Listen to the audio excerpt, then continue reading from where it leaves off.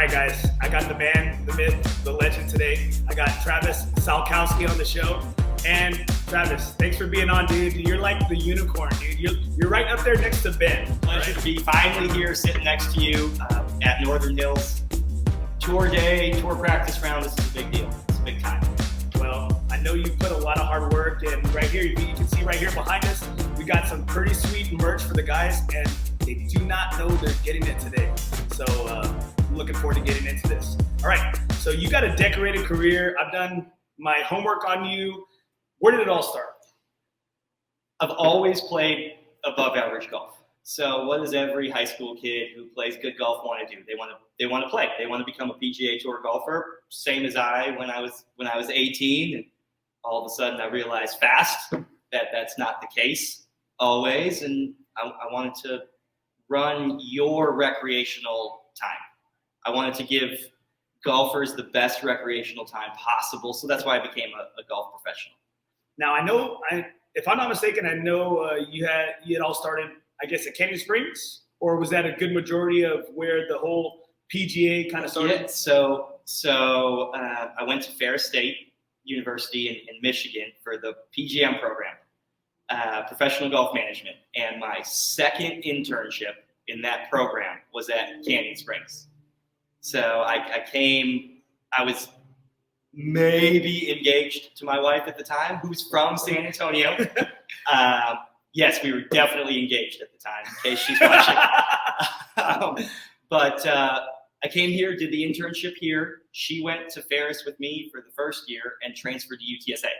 So she stayed here, and I finished at Ferris, and I did one of those internships at Canyon. That was my first public golf experience in my career, was Canyon Springs. Well, then I guess where everybody kind of knows Travis from was your time at San Pedro.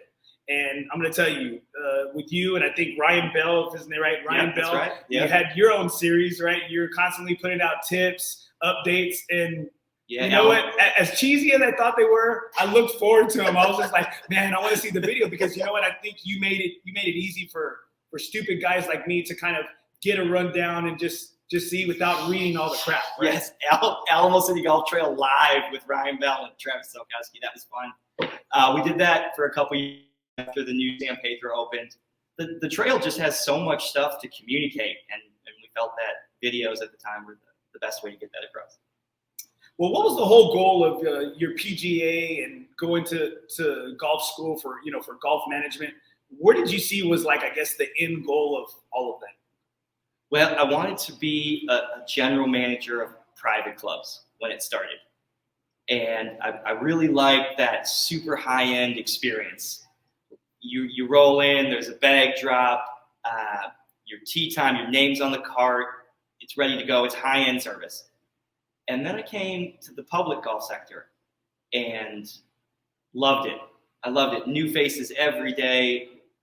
And then wanted to bring that high-end experience to the public sector. And that's where the tour came from. That's what I'm really curious. It's from talking with all the guys, it seems like 2014 was, I guess, the time. Was that the creation date or the creation year for the Alamo City Golf Trail? So the South Texas MatchPlay Challenge started in 2014. Okay. The tour, as we know it now, with a spring season and summer season and playoffs and cuts, started in 2012. Okay, and were you the creator of that tour series? Yes. I was there in the beginning. In 2010, I worked with Christy Cano, and we created some in-house tournaments. And then in 2011, we made it a year-long calendar series, and we realized we had something special. And Christy went on to bigger and better things, coaching college golf. And I worked and created the tour as we know it now. Now, I know the tour series is, it's kind of like it's a second job for you now. So where did it all kind of change from this PGA? You're working golf, you're working like 80 hours a week. And when did it shift? So 3 years ago, I've been gone full time from the golf business for 3 years. I took a job with a home builder in San Antonio, a little bit more Monday through Friday, 9 to 5, and I have a 9-year-old daughter who I'm super close with. And for somebody who knows the golf business like you do, golf business is weekends and holidays, and you throw San Pedro into the mix, which is where I was at that time, 2018, 17, 18, 19. And all of a sudden San Pedro's open till midnight. So now it's holidays, weekends, and nights. And I was never at home, and I needed to make a switch for that. But Andrew Peterson and the Alamo City Golf Trail let me keep the thing that I was most passionate about, and the tour. And I became an independent contractor who just contracts the tour on behalf of the trail. Well, the past several years have just been amazing for what you've done for the city of golf in San Antonio. It's just like everybody knows everybody through the tour, you know, and it's just like friends of friends of friends of friends have been, and I'm sure you know in the business world, word of mouth referral is like the number one. It's the most top. important thing. And the word of mouth referral is extra special to me because it lets me know the product I'm putting out, people are telling their friends about. And that's when it hits home for me on the tour. It's a cool product, and yeah, I'm the face at the top of it, but guys like Doug Hawkins and guys like Scott Cunningham who come every week, and it's what they plan their summer vacations around, and that's the biggest compliment possible is that word of mouth. Well, what keeps you motivated to improve the tour? Because it seems like the past 2 years, you've really ramped it up and you've made it like just a hot commodity that like just it's the talk of the town, you know, in the golf world. Well, thank you. I appreciate that so much. Man, just being honest, COVID and the pandemic from last year has been awesome for the golf business. Golf is an outdoor, social distancing, safe sport. We're using the word safe there for pandemic reasons. It's really exploded.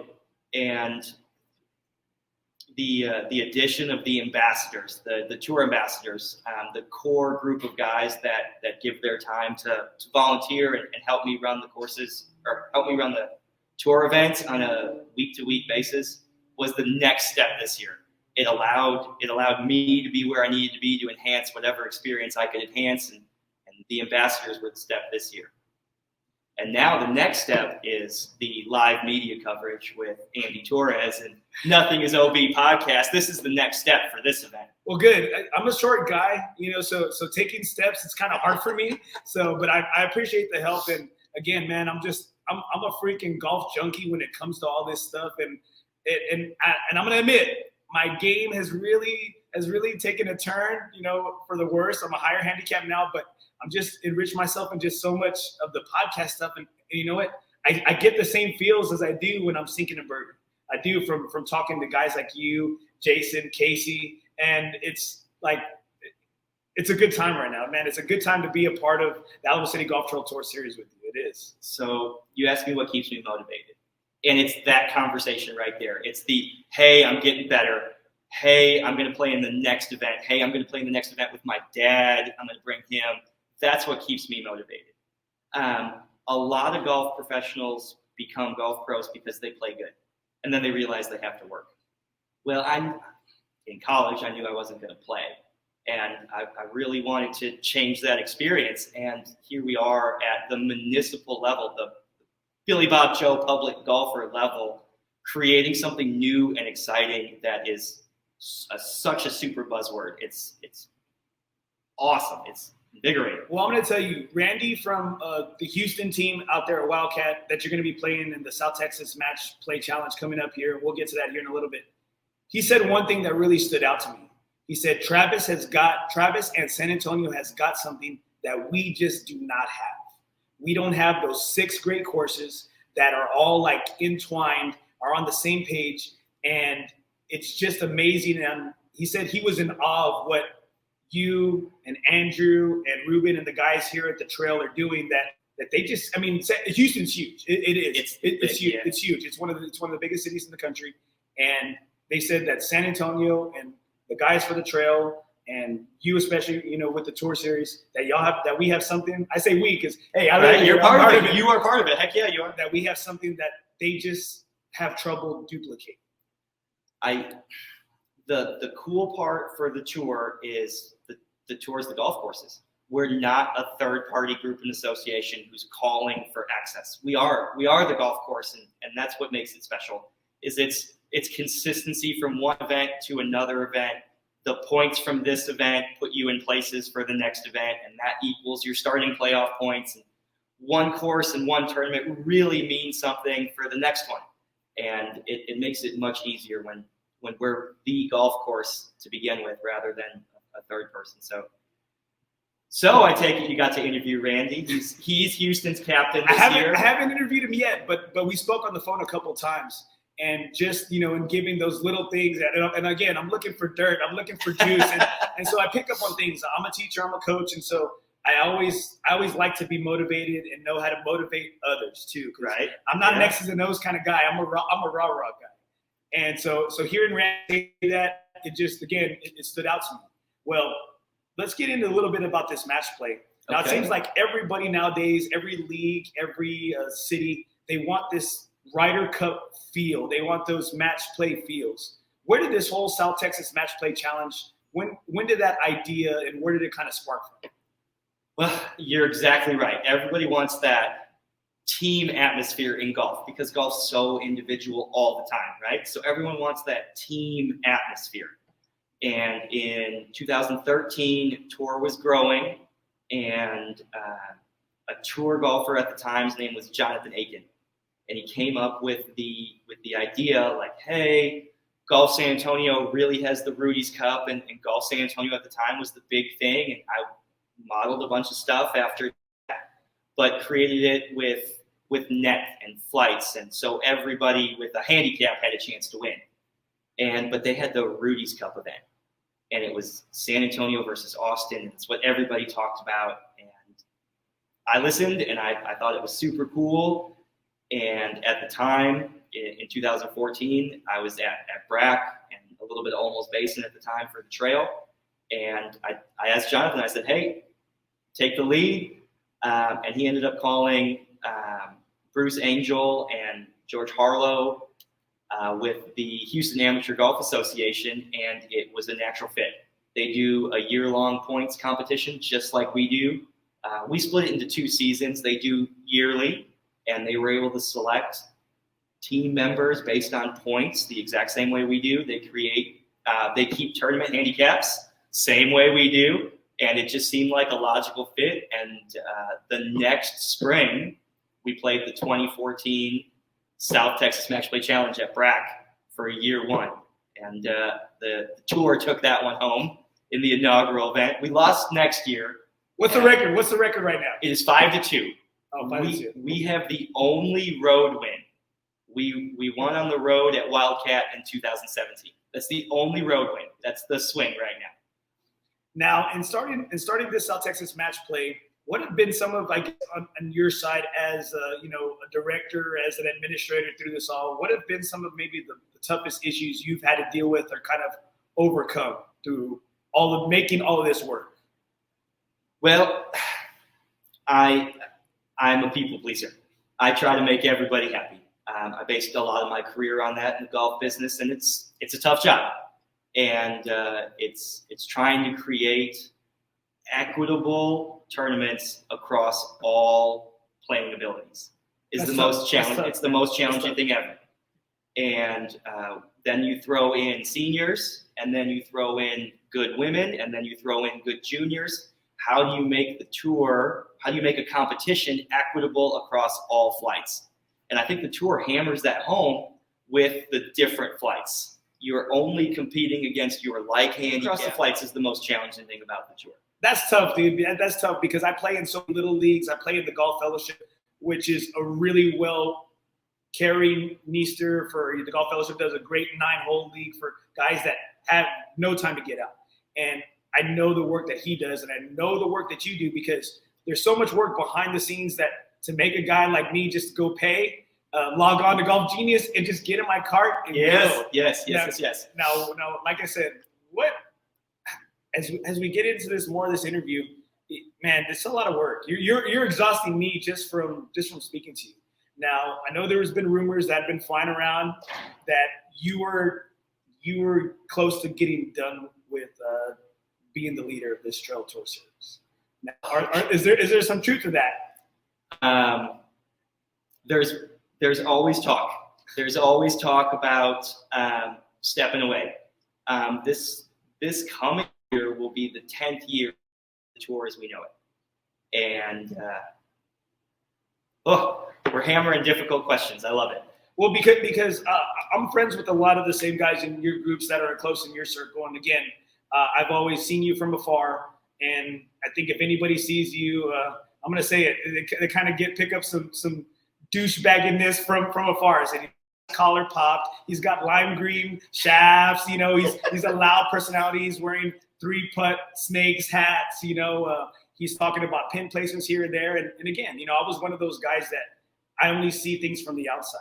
And now that I've gotten a little bit closer and closer to your circle, I see that. I said, damn, I said, this guy's like, he's like a legit good dude. And I'm like, thanks, you know, a legit good dude. And excuse me for saying that, but my podcast is NothingisOB, so I had to. Nothing is out of bounds. No, it's okay. Put it all out there. Let's go back to the first question. I'm not leaving in the near future. It's growing exponentially. The team of ambassadors that are helping me right now have really, really re-engaged me in the last year and a half, and there's no chance that I'm stepping away anytime soon. So you heard it here first on NothingisOB podcast. That's great. That's great to hear, because I'm going to tell you, some guys close to your circle, and I think this was maybe say about 6 months ago, had hinted that to me, and it's great to hear that, because all your guys freaking love you. All your guys love you. Like, I'm looking for guys to say bad stuff about you, because I'm like, I want to hear it. And you know what? Talking with one of the managers, I think talking with Trevor at one of the assistant managers at BRAC on Friday, I said, yeah, I'm interviewing Travis, and he goes, hey, get your popcorn ready and make sure you drink a couple of Red Bulls. And I'm like, damn. I said, I only like Red Bulls with vodka. I'm like, but I guess I got. Yeah, do a couple of that. Well, if there's somebody in this room right now that could match my energy level, it's Andy. Damn, dude, damn. But you know, hey, man, I'm telling you, you created a monster, and it seems like your ambassadors have really stepped up. And like you stated, they've engaged you, and that's great to hear from being a teacher and a coach. It seems like you have a great team, and you have these guys, because I've seen leagues, you know, little leagues fall because nobody wants to just give away that and delegate. Nobody wants to let go of that power. And your guys have really stepped up. They're awesome. I truly couldn't do it without them. Casey Graham, Jason Bird, Jason Sandoval, Dustin Hassan, Micah Carroll, Greg Graff, Sean Vidal, Laura Lewis. Laura Lewis is going to assistant captain this year. She's a sponsor with our victory cookies on tour this year. Is it awards, the Dude, victory cookies? Yes. This is really, honestly, the only reason I want to be attached to you is because I just want to taste the cookie. That's it. I don't, you know, after that, dude, I'm out. I'm peaced. I'm out. You know, when you get designer cookies like that, it's either they taste awesome or the artwork is great. And Laura's cookies, the artwork is on point and they taste amazing. Dude, I think CJ or Scott had one from winning a while back, and it's like, oh, I still have it. And I said, I'll eat it. I was like, that's probably as close as I'll come. No, I wish we would have made extra ones so we could have hung them on the wall as like a different theme from every event. You know? But you made them hot. You made people really, it turned into this really cool market thing that was like, you know what, we won. There's the gift card for winning. But no, I want a victory cookie. Here it comes. Now, what do you think are going to be? I've asked several of your teammates. What do you think is going to be some of the toughest things for the guys over there to overcome in this match play there at Wildcat? Spectators. Spectators for me is the biggest thing. When you're out playing golf with your buddies on the weekends, it's just you. When you're playing in the tour event, you're playing tournament golf, but it's just you or just you and your partner. In this event, there's captains, there's assistant captains, there's media now. There are spectators, caddies, family members driving across the state to go watch. So instead of lining up your 5-footer to have the hole at Mission del Lago in July, you have a 5-footer at Wildcat on 17 to extend the match in front of 30 people. Now, what are some of those, I guess, break it down for some of us who aren't familiar with that. What are some of the rules that maybe makes it a little bit different from other competitions? Like, I guess, are you able to go and read somebody's putt? Are you able to do that? Or somebody else able to caddy? Like, what are a couple of those? Yes, okay, so 16 team members on each team. those team members could have a caddy each, and then each team's captain and each team's assistant captain can give advice. So it really hammers home that team collaboration for every shot. So yes, it drastically changes from stroke play to this match play competition. Now, as you've done, as you've grown leaps and bounds with the Alamo City Golf Trail Tour Series, I know you have Alamo City Golf Trail Tour Travels. Now, tell us a little bit about that.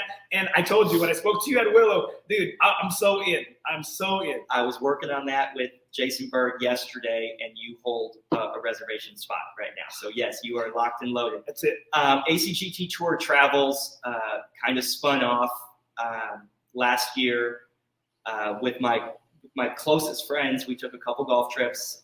I'm from Wisconsin, so I grew up at Black Wolf Run and Whistling Straits, and that's where the Ryder Cup was this year. And gorgeous. I took 3 buddies to Whistling Straits, and we spent a week there.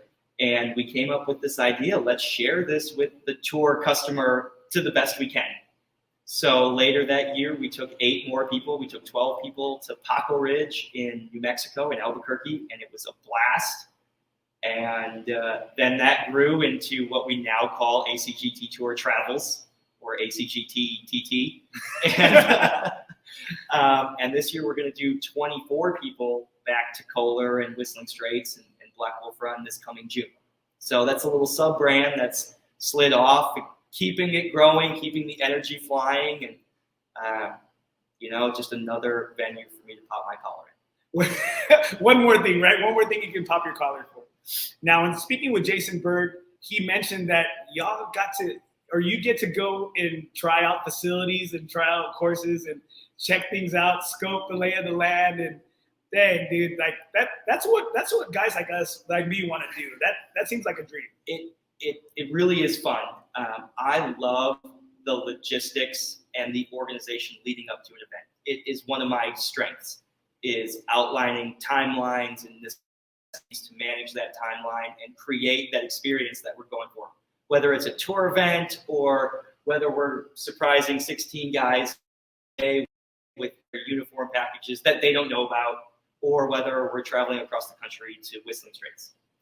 That logistical prep is my favorite part, to give you that experience that you couldn't get anywhere else. Now, in thinking about those, I was looking at the pictures that Doug and that some of the other guys posted on Facebook. It seems like you got to go to a closed course that had not opened up yet there in Wisconsin. Is that true? That is an accurate statement. We played it a couple days before it opened. It is the new 9-hole course in Kohler called the Bads. It's a 10-hole par 3 course. I'm sorry, not a 9-hole course. It is a 10-hole par 3 course, and we got the privilege of playing it a couple days before it opened when we were there last year with the Tour Travels guys. It looked like carpet. It just looked pristine. I know you had to roll out the mats. I was like, what were the mats for? We did have to hit off the mats because their media day was the next day. So Mr. Kohler was there with the press and all of their executives and that stuff. So we did have to tee off on mats. So it was totally fine.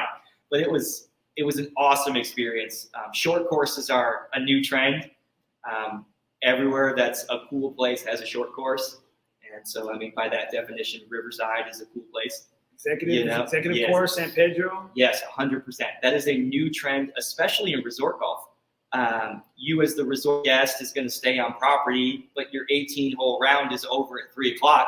Well, now you have a cool place. There's a 3-acre putting green with a putting course there and a 10-hole short course with lights. Now you've got till 9 o'clock covered every day. But now you're telling all the wives at home what the guys can do now. I count on those 18 holes that give me my break from my fed. Well, you have to say that the pace of play is a little slow. All right. So what's next? What's next for the Alamo City Golf Trail Tour Series? And what's next for Travis? That's a great question. The Tour Series is going to keep chugging along forward, status quo. 2 seasons, spring season, summer season. The 2022 spring season is going to come out in a couple weeks. So look forward to that tour newsletter. Monster Day registration will be up in a couple weeks. The big thing for the tour next year is the South Texas MatchPlay Challenge. It will be at Almost Basic. And I think that is the coolest thing ever. I know you got a chance to play it on opening day, as did I, which was yesterday. And my official Travis Salkwoski PGA professional opinion, that is the best $50 golf course in the country. It's totally, you get more bang for your buck. It's crazy. It's crazy how the back nine is just ridiculous and all the undulations of the greens. And I'm just like, I'm really never gonna break par there. I'm really never gonna do it. I cannot tell people enough to go play it. What Andrew and the trail did there was really something special. I told Andrew 35 times yesterday how excited I was to be there, and it's just neat. It's just special, and to have access to that, to the municipal level in San Antonio, is world class. I mean, it's the best $50 golf course in the country. Again, a lot of times people say, you know what? Oh man, you don't talk crap about people on your podcast, or you don't dog courses, whatever. I said, you know what? The golfing community, it's a small world, especially in San Antonio. And I think seeing guys from before as more of a customer, you know, where we just want a constant complaint and we want the now, and then seeing the other side with what, you know, managers and superintendents and GMs have to go through. And I see that it's tough. It's tough out there to, like you said, you try to please everybody, but it's tough. And I'm going to tell you, in playing that course yesterday, I asked one of my good buddies, who's the superintendent, the course superintendent at Golf Club of Texas, Ken Buckler. I said, can a course redesign a golf course in 11 months and have no hiccups and it be perfect, exactly what you want? He goes, it's unheard of. Yeah, I agree. He goes, it's unheard of. And so I showed him some pictures from Alamo, and he goes, I did not recognize where that course was from. I wouldn't have either. I played almost 1,000 times. I managed almost for the trail for several years, and it's world class what they did there on the budget that they had, and it's something special for years to come for the trail in the city. I give Andrew a lot of credit because I spoke to Ruben yesterday. Man, I saw Ruben Cadavale over there. He's sweeping, he's blowing. Laying inside. Yes. These guys are doing everything. Andrew and Ruben and Joe Nunez and Kevin Molyneux and their whole team, they took volunteer staff members to lay sod. I think Ruben said they were there after dark the night before opening. So just getting it ready for guys like you and me to come play. Well, I'm gonna tell you, I asked Ruben about it, and he said, "This is Andrew's baby." He said, "This is Andrew's baby, and I'm hoping that he's happy with it." And I'm gonna tell you, guys were like me, were giddy schoolgirls yesterday. That's what it felt like, right? That's what it was. It was really cool. It was really cool to say the words, "I'm excited to be at Almost." Right? From the new entryway to the stairs to the clubhouse door being on the front of the building, to the covered pavilion. Yeah, They're man, going to put an outdoor kitchen there. That's great. So that's where we'll be for the South Texas MatchPlay Challenge next year. Scoring will be in there. Amazing. I'm so excited to bring this event to that venue. Give us one story that stands out the most from all your years in being involved in the South Texas MatchPlay. Memory leading up to a South Texas MatchPlay Challenge was the first year we did the horse race. So the last spot, there's no captain's picks. That's important to note. There are no captain's picks on this team. There's the first year. The first year the team voted on records or resumes, I guess. But there's no captain's picks. There's criteria only. Most points earned that doesn't make it is what we call the wild card, and then the last spot is the horse race. Now, how many people did y'all do the horse race? For people, we'll get to that here in a little bit. For people that don't know what the horse race is let's say there's 4 players. They go until the top guy is, I guess, finished. So if, let's say, 3 guys get a par, that guy who got the bogey, he's out, and it continues and continues. Yes, and continues. Think of it like reverse sudden death. It's not about winning; it's about not losing. Right? Staying in it. Yes. So the first year of the horse race, it was Jonathan Aiken, Al Martin, Rene Ubaye, and Jason Cross. And it was the first year, and we talked a little bit about the spectators and how that changes nervous levels and things like that. Where was it at, Brack? It was at Brack. So the 4 golfers are on number 1. We just finished. 15 other people made the team. They're all standing there watching, and it's 40 yards right, 40 yards left down the middle, and Jason Cross duck hooks it into the tree, comes straight down. Jason Cross tops 3-wood, then he chunks 9-iron, and then he makes a 50-foot putt to make the team. That's the memory. When you asked, that's the first one that came into my head. It was just pure shock. Pure putt goes in, everybody goes wild. And it was the first winner of the horse race, and it solidified the horse race as the best hour of the season. There's nothing better. Ruben has won the horse race before. He should be out. He can't play. I always see his name on there. It's like, you know what? This is ridiculous. Ruben can't play. Ruben won the horse race one year. Tim DeHoyas won the horse race this year. Yeah, man. Tim, it was like he was a giddy schoolgirl talking to me. You know, he was a giddy schoolgirl talking to me. And again, for hearing that, like it being in his first year, and again, he's a guy that I just knew from the range and just from talking with him. Right. And you said now it's like it's everybody's goal to make this team. I think the person who wins the horse race has a step up in that pressure because they got to experience for just a second what that was like leading up to this tournament in front of spectators from the other team too. They're battle tested. Yeah. So the horse race winner has a leg up on what that pressure feels like. I say it all the time, whether it's me playing golf or watching the tour golfers play golf, unteachable moments. Like that is a moment, no matter how hard we role play or how hard we simulate, we can't ever repeat what that moment felt like. Ever. You can't duplicate it. You try your best as a teacher and a coach. You try to put your kids in these pressure situations, but you know what? You never know unless they're like standing by the fire. You know, exactly. Yeah, and I call that an unteachable moment. It's no matter how much we work on the lesson tee or how many times we play against each other for 20, no matter how much, we can't ever repeat that moment or prepare you for that putt in front of 30 people to make the team or to win a full point on the 18th hole at Wildcat, Last question, and I think you know which one it is. Who are you playing your final round of golf with? Well, that's such a great question, and I've watched all the other videos, and I knew this one was coming because I did my homework too. And my answer is going to be a little different. I look to my 3 closest friends right now who I've played most of my golf with in the last 2 years. Casey, Jason, and Dustin. They're who traveled with me the first time to create Tour Travels. And they're the ones who re-engaged me from the grind. Being a golf pro, I'm here 50, 60, 70 hours a week. The last thing I want to tell my wife is, hey, I'm going to go play. Right? And it took me leaving the golf business full time, and they're pushing me to come back out and play. So I hope my last round of golf is with those 3 guys, and it stays this way. I think they'd appreciate it because in speaking with those guys, it seems like y'all have like a bond that is just, and you know what, a lot of it is from what? It's from this damn game, right? From this game. And you know what, it seems like it goes deeper than just playing 18.